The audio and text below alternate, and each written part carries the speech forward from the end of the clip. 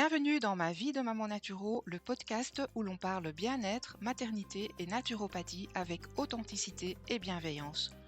Aujourd'hui, je vais aborder un sujet essentiel pour notre santé, le sucre raffiné et ses méfaits. Si tu ressens parfois des coups de fatigue inexpliqués, des fringales constantes, une digestion capricieuse ou des sautes d'humeur, sache que le sucre raffiné y est peut-être pour quelque chose.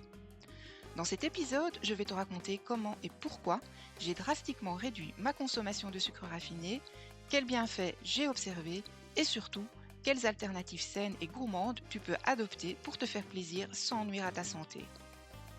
Prends un bon thé, sans sucre bien sûr, ou avec un peu de miel, et c'est parti!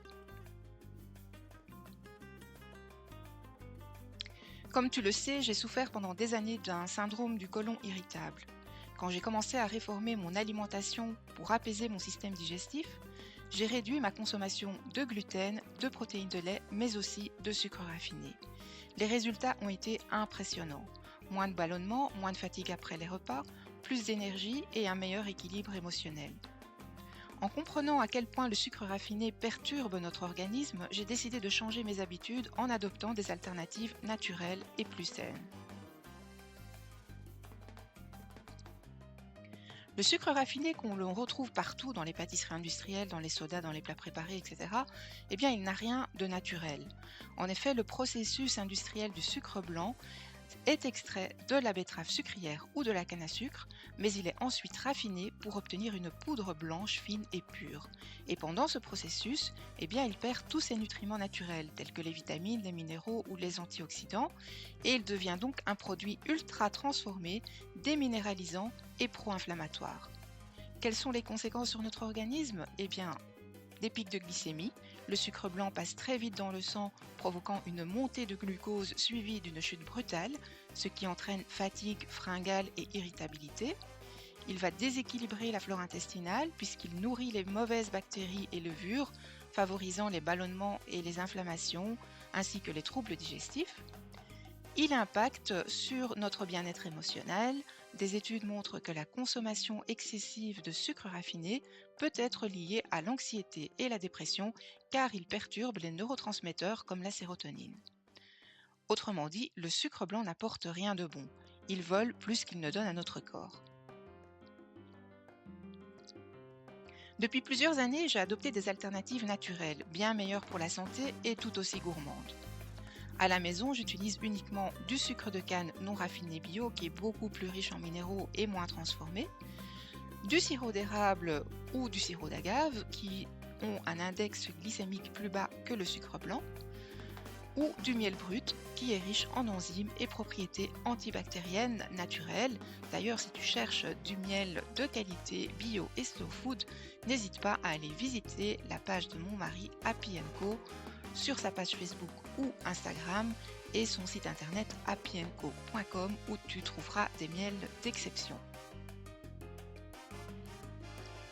Pour les biscuits et pâtisseries maison, je les prépare en général moi-même pour contrôler déjà la quantité de sucre et je remplace parfois le sucre par des fruits écrasés tels que des bananes, des dattes, des compotes de pommes qui apportent naturellement du sucre.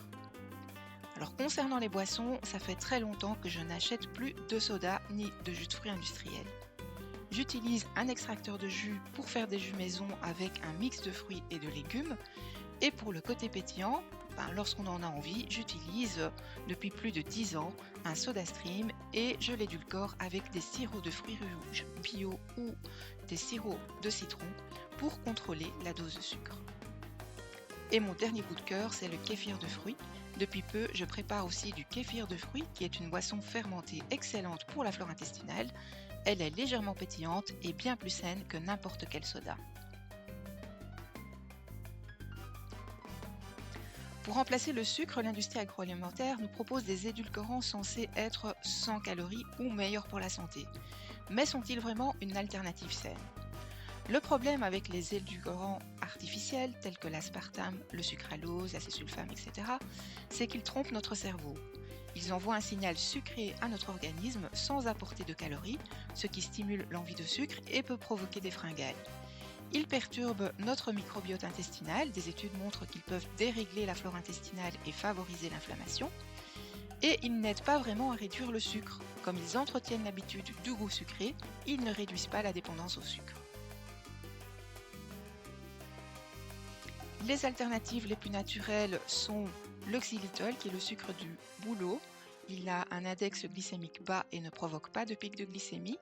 L'érythritol, qui est mieux toléré que d'autres édulcorants, mais qui est à consommer avec modération. Et le dernier venu, qui est la stevia, qui est issue d'une plante. Elle ne fait pas monter la glycémie, mais son goût particulier ne plaît pas à tout le monde. Perso, je préfère utiliser du sucre naturel en quantité modérée plutôt que des édulcorants artificiels qui peuvent perturber mon organisme. Le mieux, bien évidemment, est de se déshabituer du goût sucré progressivement pour ne plus ressentir ce besoin constant. Si tu veux réduire le sucre mais que tu as peur de ressentir un manque, voici mes conseils pratiques. D'abord, réduis-le progressivement. Commence par diminuer le sucre dans ton café, tes desserts, ton thé, plutôt que de tout supprimer d'un coup.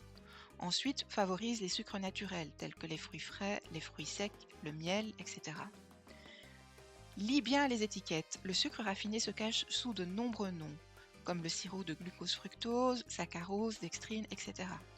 Évite tous les produits qui en contiennent. Essaye de cuisiner maison, c'est la meilleure façon de contrôler ce que tu consommes. Hydrate-toi bien. Parfois, les envies de sucre sont juste un signal de déshydratation. Et surtout, sois indulgent, indulgente avec toi-même. Le but n'est pas de démoniser le sucre, mais de faire des choix éclairés et conscients pour ta santé. Si tu veux commencer à réduire le sucre raffiné, rappelle-toi que chaque petit changement compte. Dis-moi en commentaire, as-tu déjà essayé de limiter le sucre raffiné et quelles alternatives préfères-tu ? Abonne-toi au podcast pour ne pas manquer les prochains épisodes. Retrouve mon livret de recettes sur zagara.be pour des pâtisseries maison sans sucre raffiné. Et je te remercie d'avoir écouté cet épisode. Prends soin de toi et à très vite dans ma vie de maman naturo.